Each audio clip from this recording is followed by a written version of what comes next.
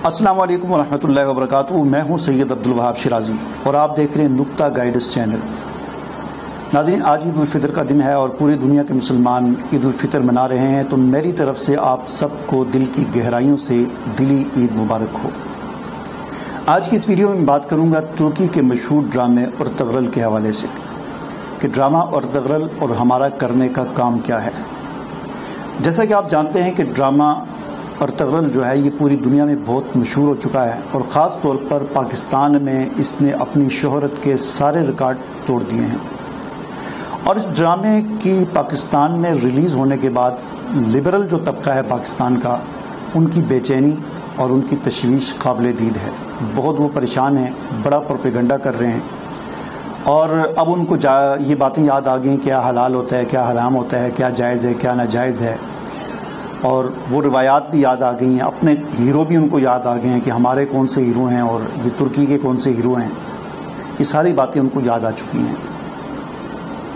लेकिन बहरहाल इस चीज़ को आप एक तरफ रखें, चूँकि इस हवाले से बहुत सारे लोग मुख्तलिफ़ उलमाए कराम से भी सवालात कर रहे हैं और मुझसे भी बहुत सारे लोगों ने इस हवाले से पूछा, तो मैंने सोचा कि उन तमाम सवालात या तमाम जितने लोगों ने पूछा है उन सबको एक ही वीडियो के अंदर में इस बारे में अपना जो पॉइंट ऑफ व्यू है वो आपके सामने पेश कर दूँ। नाज़रीन, इस मौजू पर मैंने एक तफसील के साथ एक मज़मून भी लिखा है जो आज शाम को या कल आपको मेरी फेसबुक आईडी पर भी मिल जाएगा और दीगर सोशल मीडिया की जो कॉलम शाया करने वाली वेबसाइट्स हैं उन पर भी मिल जाएगा। मेरी आईडी फेसबुक आईडी का लिंक आपको इस वीडियो के डिस्क्रिप्शन में मिल जाएगा। अगर वहाँ पर ज़ाहिर है फ्रेंड रिक्वेस्ट तो आप नहीं भेज सकेंगे, शायद वो तादाद पूरी है, तो आप वहाँ पर मुझे फॉलो कर सकते हैं और मेरे पेज को आप लाइक कर सकते हैं। वहाँ पर ये मज़मून आपको तफसील के साथ में, चूँकि वीडियो के अंदर एक तसलसल के साथ बोलना होता है तो आगे की बात पीछे हो जाती है, पीछे की बात आगे हो जाती है, कोई अहम बात रह जाती है, गैर अहम बात बयान हो जाती है और मज़मून जो होता है वो इंसान तसल्ली के साथ बैठ कर लिखता है। तो मैंने इस बात को बड़ी तफसील के साथ और एक ख़ास तरकीब के साथ अपने मज़मून के अंदर लिखा है। उसे ज़रूर आप पढ़ें भी और उसे सोशल मीडिया पर शेयर भी करें। सबसे पहली बात तो मैं लिबरल तबके के हवाले से कहूँगा कि ये लिबरल तबका जो है उस वक़्त कहाँ था कि जब पिछले 30-40 सालों से पाकिस्तान के मीडिया पर इंडियन फिल्में और बेहुदा किस्म के ड्रामे और ख़ुद पाकिस्तान के अंदर बनने वाले इंतहाई गलीज़ किस्म के और गंदे और बेहुदा ड्रामे दिखाए जा रहे थे। और उस वक़्त इनको ये नहीं याद आया कि यहाँ पर इंडियन कल्चर जो है प्रमोट किया जा रहा है या ख़ुद पाकिस्तान के अंदर जो ड्रामे बन रहे हैं उनके अंदर जो कल्चर और जो चीज़ दिखाई जाती है, जो तहज़ीब दिखाई जाती है, उसका पाकिस्तान की आवाम से और यहाँ का जो असल ग्राउंड है उसके साथ कोई ताल्लुक़, रियलिटी जिसे कहा जाता है, हकीकत के साथ उसका दूर दूर से कोई वास्ता नहीं होता। जिस किस्म की गाड़ियाँ, जिस किस्म के मकानात, जिस किस्म का एलीट क्लास तबका, उनके जिस किस्म के लिबास, उनकी जिस किस्म की गुफ्तगू, इस चीज़ का पाकिस्तानी अवाम से कोई ताल्लुक़ नहीं होता। तो इस लिबरल तबके को उस वक़्त ये याद नहीं आया कि यहाँ पर कौन सा कल्चर प्रमोट किया जा रहा है और क्या कुछ दिखाया जा रहा है। लेकिन अब तुर्की की तरफ से बनाए जाने वाले अर्तुगरल ड्रामे के बाद उनको ये सारी चीज़ें याद आ गई।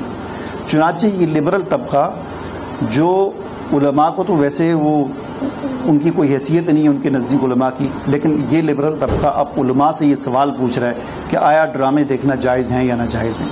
ठीक है ना। तो इस हवाले से मैंने सोचा, ज़ाहिर है फिर ये प्रोपेगेंडा जब किया सोशल मीडिया पर हर तरफ, तो फिर ज़ाहिर है लोगों ने भी पूछना शुरू कर दिया। तो बहुत सारे उलमा ने मुख्तलिफ मकातब फ़िक्र से ताल्लुक़ रखने वाले, सिर्फ यानी एक मसलक से नहीं बल्कि देवबंदी, बरेलवी, अहल हदीस, मुख्तलिफ मकातब फ़िक्र से ताल्लुक़ रखने वाले उलमा ने अपनी अपनी राय का इजहार इस हवाले से किया।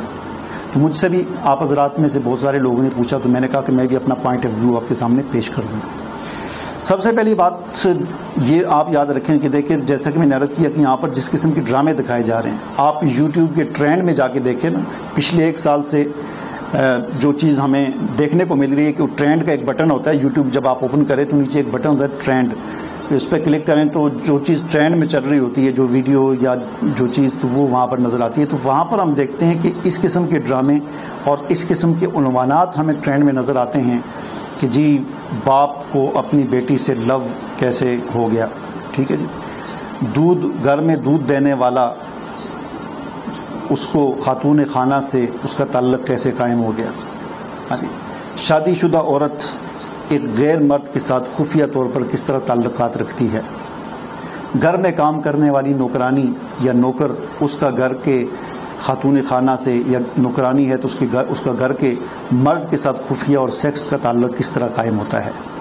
اس قسم کے غلیظ اور گندے قسم کے ڈرامے یوٹیوب کے ٹرینڈ میں چل رہے تھے، اور اس وقت لبرل طبقہ جو تھا اس کو کوئی خیال نہیں آیا، اور کسی کو کوئی خیال نہیں آیا کہ یہ جائز ہے ناجائز ہے، حلال ہے کہ حرام ہے، کیا اس پر کوئی نہیں بات کرتا تھا. لیکن یہ ڈرامہ جب آیا ترکی کا تو اس پر پھر لبرل طبقے کی چیخیں نکل گئی. اور چیخیں کیوں نہ نکلیں کہ اس ڈرامے کے اندر وہ حقیقت اور وہ تاریخ دکھائی گئی ہے. اگرچہ ڈرامہ جو ہے ظاہر بات ہے ڈرامہ ہی ہوتا ہے، ڈرامہ کا جو لفظ ہے وہ ڈرامہ ہی ہوتا ہے، افسانہ ہوتا ہے. حقیقی جو مطلب تاریخ کے وہ جو صحیح، ظاہر بات ہے تاریخ پوری طرح محفوظ تو ہوتی نہیں ہے، اس کو ایک افسانے کی شکل میں پیش کیا جاتا ہے. لیکن اس ڈرامے کے اندر افسانے کی شکل میں آپ کہہ لیں کہ جو تاریخ دکھائی گئی ہے یا جو کلچر دکھایا گیا ہے یا جو مسلمانوں کو بیدار کرنے کی کوشش کی گئی ہے وہ جو ہے قابل تعریف ہے. ٹھیک ہے. جہاں تک بات ہے اس کے جواز کی اور عدم جواز کی، تو اس حوالے سے آپ یہ بات یاد رکھیں کہ جس آدمی کے گھر میں ٹی وی ہے اور ٹی وی پر اگر وہ کچھ بھی نہیں دیکھتا، وہ صرف وہ کہتا ہے کہ میں نے خبریں سننے کے لیے ٹی وی رکھا ہوا ہے، تو خبریں سنتے ہوئے بھی عورت کی آواز، غیر محرم عورت کا چہرہ اور پھر ڈھول ڈمکا ساتھ مفت میں، یہ سارا کچھ پھر سننا پڑتا ہے. جس آدمی کے گھر میں ٹی وی ہے، جس آدمی کے پاس اسمارٹ فون ہے، اس کے اندر فیس بک ہے، یوٹیوب ہے، انسٹاگرام ہے، واٹس ایپ ہے، ٹک ٹاک ہے، اور یہ چیزیں وہ استعمال کرتا ہے، اور ان چیزوں کو استعمال کرتے ہوئے، فیس بک کو استعمال کرتے ہوئے لوگوں کی بیہودہ قسم کی سٹوریز پر نظر پڑتی ہے، خود بہت ویڈیوز پلے ہو جاتی ہیں، طرح طرح کے جو ہے وہ ویڈیوز اور آڈیوز اور پکچر جو ہے ان پر نظر پڑتی ہے. یعنی جو بندہ آلریڈی ان چیزوں کو استعمال کر رہا ہے، پہلے سے وہ فلمیں اور ڈرامے دیکھ رہا ہے، تو میرے خیال میں اس کے لیے ارطغرل ڈرامہ دیکھنا کوئی حرج کی بات نہیں ہے. بلکہ اس کی مثال جیسا کہ وہ مفتی صاحب نے بیان کی، ایک آدمی ہیروئن کا عادی ہو تو اس کو اگر یہ کہا جائے کہ بھائی تم ہیروئن کو چھوڑو اور یہ سگریٹ پینا شروع کر دو، تو یہ کوئی غلط بات نہیں ہے، بلکہ ایک بڑی برائی سے اس کو ایک چھوٹی برائی کی طرف لے کر آنے والی بات ہے.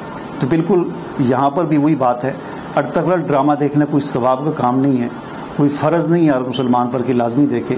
لیکن جو لوگ غلط چیزیں، غلط ڈرامے اور فلمیں اور انڈین کلچر اور یہ چیزیں فحاشی اور یعنی آلریڈی دیکھ رہے ہیں، ان کو اگر ترغیب دی جائے کہ وہ اس کو دیکھیں تو اس سے کافی ان کو فائدہ ہوگا. ٹھیک ہے.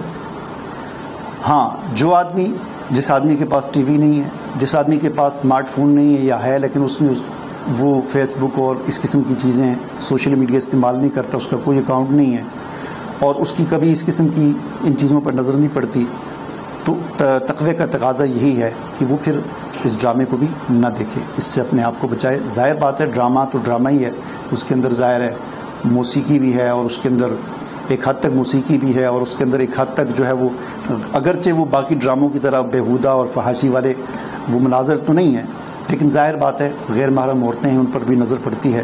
تو جو ان چیزوں سے پہلے سے بچے ہوئے ہیں تو وہ ظاہر بات ہے ان سے یہ کہا جائے گا کہ وہ نہ دیکھیں اس کو. ٹھیک ہے نا. وہ اپنے آپ کو ویسے خلافت عثمانیہ کی اور اسلام کی تاریخ جو ہے کتابوں کے ذریعے اس کا مطالعہ کریں. لیکن یہاں پر میں آپ کو بڑی ایک اہم بات یہ بتانے لگا ہوں کہ آج کا جو مسلمان ہے اور آج سے 100 سال پہلے کا جو مسلمان ہے، اس کے اندر زمین آسمان کا فرق ہے اور بڑی تبدیلی آ چکی ہے. یہ تبدیلی مسلمانوں کے اندر کیسے آئی؟ کیا یہ تبدیلی جنگ کے ذریعے لائے گی؟ کیا یہ تبدیلی ویپن وار اور ہتھیاروں کے ذریعے، بندوق کے زور پر مسلمانوں کے اندر یہ تبدیلی لائی گئی؟ آج کا مسلمان اور 100 سال پہلے کے مسلمان کی ہر چیز تبدیل ہے. چہرہ بدل گیا ہے، وضاحت تبدیل ہو چکی ہے، لباس تبدیل ہو چکا ہے، تہذیب اور تمدن اور کلچر، رہن سہن، بات چیت، زبان، اصطلاحات، ہر چیز بدل چکی ہے.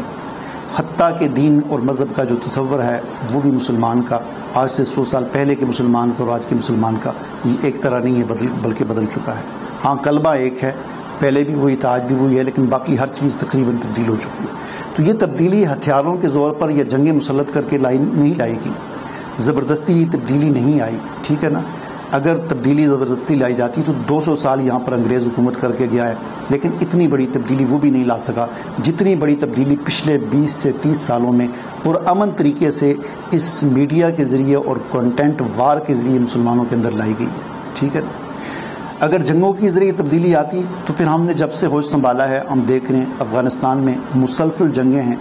میری 1978 کی پیدائش ہے اور 1978 یا 79 میں روس نے افغانستان پر حملہ کیا، 10-12 سال وہ وہاں پر جنگ لڑتا رہا. پھر اس کے بعد خانہ جنگی شروع ہو گئی، پھر اس کے بعد 20 سال ہو گئے امریکہ کو وہاں پر. لیکن افغان کلچر ان جو ہے وہ 30-40 سالوں میں تبدیل نہیں ہو سکا، ہتھیاروں کے زور پر تبدیل نہیں ہو سکا. افغان عورت آج سے 100 سال پہلے جو برقع پہنتی تھی آج بھی وہی پہنتی ہے. ان کی تہذیب، ان کا تمدن، ان کی اصطلاحات، ان کی زبان، ان کا رہن سہن، ان کا کلچر وہی ہے جو آج سے 50 سال یا 100 سال پہلے تھا. لیکن اس کے مقابلے میں پاکستان میں اس قسم کی کوئی جنگی مسلط نہیں کی گئی. پرامن طریقے سے یہاں پر میڈیا کو لایا گیا اور میڈیا کے ذریعے کنٹینٹ وار لڑی گئی، اور اس کنٹینٹ وار کے ذریعے نہ صرف پاکستان بلکہ ہندوستان، انڈونیشیا، ملیشیا، پورے عرب ممالک سمیت دنیا بھر کے مسلمانوں کی ہر چیز کو تبدیل کر کے رکھ دیا گیا. اس سے ہمیں یہ پتہ چلا کہ آج کا جو دور ہے یہ دور کنٹینٹ وار کا ہے، مواد کی جنگ کا یہ دور ہے. ہتھیاروں کی جنگ کا دور جو ہے وہ ختم ہو چکا ہے. ہیں ٹھیک ہے، ہتھیاروں کی جنگیں بھی ہیں اپنی جگہ پر، لیکن لوگوں کے نظریات اور عقائد اور کلچر کو تبدیل کرنے کے لیے ہتھیار کام نہیں آتے، بلکہ اس کے لیے جو ہے مواد کی جنگ جو ہے یہ کامیاب ہتھیار ہے. چنانچہ یورپ نے اور اسلام دشمن جو عناصر ہیں انہوں نے اس مواد کی جنگ اور اس کنٹینٹ وار کے ذریعے مسلمانوں کی ہر چیز کو تبدیل کر دیا، مسلمانوں کو دین سے دور کر دیا. چونکہ ترک جو ہیں، ترکی والے یہ اپنی ایک بہت بڑی تاریخ رکھتے ہیں، اپنی ایک ہسٹری رکھتے ہیں. 600 سال یا 600-700 سال تک خلافت عثمانیہ قائم رہی، اور پھر اس خلافت عثمانیہ کو قائم کرنے کے لیے جو تقریباً 100 سال تک انہوں نے جدوجہد کی، جو محنت اور کوشش کی، اور کس طرح انہوں نے، ان کے نوجوانوں نے، ان کے آباء و اجداد نے 20 سال تک مصنوعی پادری بن کر گرجا گھروں کے اندر ڈیوٹی سر انجام دی اور اسلام کی خدمت کے لیے ذمہ داریاں نبھاتے رہے. کیونکہ ان کو اسلام دشمن عناصر اور خاص طور پر صلیبیوں اور یہودیوں اور عیسائیوں کے ساتھ کس طرح لڑنا ہے، ان کو کیسے ڈیل کرنا ہے، اس کا بخوبی اندازہ ہے اور اچھا طریقہ ان کو آتا ہے. اس لیے رجب طیب اردگان نے اسی ہتھیار کو استعمال کرتے ہوئے ایک ایسا ڈرامہ بنایا کہ جس ڈرامے نے یہود و نصارہ کی پچھلی 40-50 سال کی محنت پر پانی پھیر دیا، کہ اتنی محنت کر کے انہوں نے جہاد کو، خلافت کے نام کو اور ان چیزوں کو مسلمانوں کے ذہنوں سے محو کر دیا تھا، ختم کر دیا تھا. اس ایک ڈرامے نے آج اتنی تبدیلی لائی ہے کہ پاکستان میں صرف ایک مہینے کے اندر وہ 15-15 16 سال کے لڑکے اور لڑکیاں جو ٹک ٹاک پر آ کر مسخرے کرتے تھے، آج ان کو بھی پتہ چل گیا کہ خلافت کیا چیز ہوتی ہے. ان کو بھی خلافت عثمانیہ کا پتہ چل گیا ہے.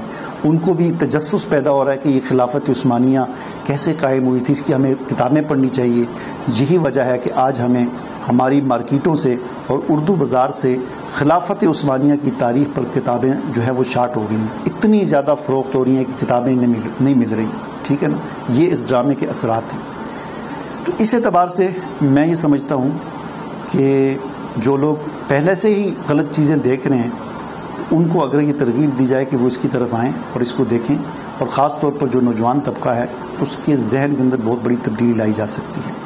ہم دیکھیں یہ ترکی کے طرف سے اور رجب طیب اردگان کی طرف سے یہ جو چیز لانچ کی گئی ہے، اس کو میں یوں سمجھتا ہوں کہ گویا کہ انہوں نے ہل چلا کر ایک زمین ہموار کر دی ہے، میدان ہموار کر دیا ہے. جس طرح ہل چلا کر زمین ہموار کر دی جاتی ہے اور پھر اگلا کام اس میں بیج بونے کا ہوتا ہے، تو ترکی نے ہل چلا کر زمین ہموار کر دی ہے. اب یہ ہمارے علماء کا کام ہے کہ وہ اس کے اندر بیج بوئیں. اب اپنے خطبات کے اندر، اپنے دروس کے اندر، اپنی تقاریر کے اندر، چونکہ ہمارے نوجوانوں کو ایک مہینے کے اندر یعنی جو چیز سمجھانے والی تھی وہ اس ڈرامے کے ذریعے سمجھ آ گئی ہے. ویسے تو بڑا سمجھانا پڑتا ہے نا کہ ایک عام آدمی، ایک عام نوجوان ہے خلافت، تو وہ کہتے ہیں خلافت کیا چیز ہوتی ہے، اس کو پھر بڑے سمجھانا پڑتا ہے. وہ سمجھانے والا کام انہوں نے بخوبی جو ہے وہ کر دیا ہے. اب اس کے اندر بیج بونا یہ ہمارے علماء کا کام ہے کہ آپ اپنی تقاریر کے اندر، اپنے دروس کے اندر، اپنی خطبات کے اندر خلافت عثمانیہ، نہ صرف خلافت عثمانیہ بلکہ خلافت راشدہ سے لے کر خلافت عثمانیہ تک کی پوری اسلام کی تاریخ کو اپنی تقاریر کے اندر سلسلہ وار بیان کریں. اور نوجوانوں کو سمجھائیں کہ ہماری تاریخ کیا تھی، اصل حقائق کیا ہیں، اور آج کے دور میں ہماری سب سے بڑی ضرورت کیا ہے، خلافت کیوں ضروری ہے اور اس کا قیام کیوں ضروری ہے اور یہ کیسے قائم ہو سکتی ہے، اس حوالے سے نوجوانوں کی ذہنی تربیت کی جائے۔ مجھے اجازت دیجیے، اللہ حافظ۔